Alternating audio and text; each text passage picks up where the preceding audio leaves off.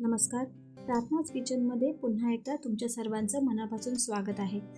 तर आज आपण मक्यांच्या कणसापासून छान अशी चटपटीत रेसिपी पाहणार आहोत.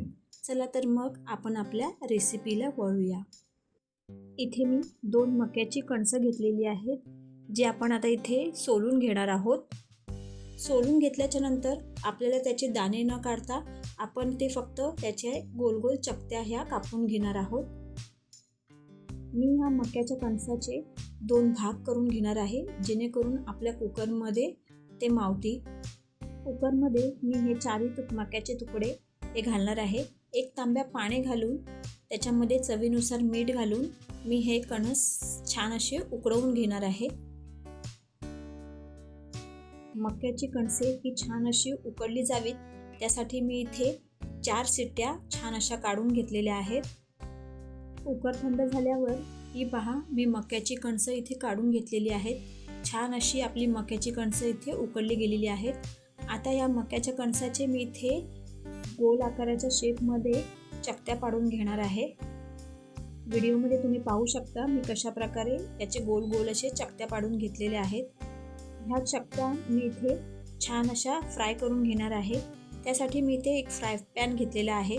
त्याच्यामध्ये मी 1 चमचा बटर घातलेले आहे. बटर मी मेल्ट करून पूर्ण पॅनभर हे पसरवून घेतलेले आहे. त्यानंतर मी ते घातलेले आहे 1 चमचा तिखट, पाव चमचा हळद, 1 मोठा चमचा बारीक चिरलेलं लसूण. आता हा लसूण मी या बटरमध्ये इथे छान असा परतून घेणार आहे. त्यानंतर मी याच्यामध्ये घालणार आहे अर्धी वाटी टोमॅटो सॉस. तोही मी इथे छान असा परतून घेणार आहे. त्यानंतर मी याच्यामध्ये घालणार आहे 1 मोठा चमचा सीझनिंग मिक्स, अर्धा चमचा चाट मसाला. आता हे सर्व मसाले मी इथे छान असे परतून घेणार आहे. त्यानंतर मी इथे घालणार आहे अर्धा कप पाणी आणि छान हे मसाले इथे शिजवून घेणार आहे. हे मसाले शिजवून झाल्याच्या नंतर मी इथे घालणार आहे 1 चमचा शेजवान सॉस. तुम्ही इथे चिली फ्लेक्ससुद्धा घालू शकता. त्यानंतर मी इथे एक एक करून सर्व मक्याची कणसं जी आहेत ती ह्या पॅनमध्ये घालून घेणार आहे. एक 5 मिनिटासाठी मी ह्या मसाल्यांमध्ये ही जी कणसं आहे ती छान अशी कोट करून घेणार आहे. गार्निशिंगसाठी मी इथे बारीक चिरलेली कोथिंबीर घातलेली आहे. आणि हे पहा, प्रत्येक मक्याचे जे कणीस आहे ते मी इथे छान असे या मसाल्यामध्ये कोट करून घेतलेले आहे, म्हणजे छान असे परतून घेतलेले आहे.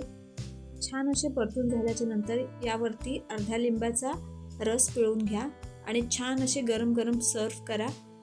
पावसाळा आता सुरू झालेला आहे आणि पावसाळ्यात अशा प्रकारच्या हॉटकॉर्न्सची मजा तुम्ही नक्की घ्या.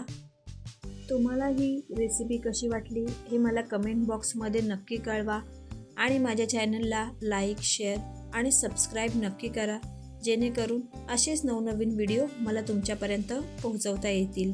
व्हिडिओ पूर्ण पाहिल्यास तुमच्या सर्वांचे मनापासून आभार.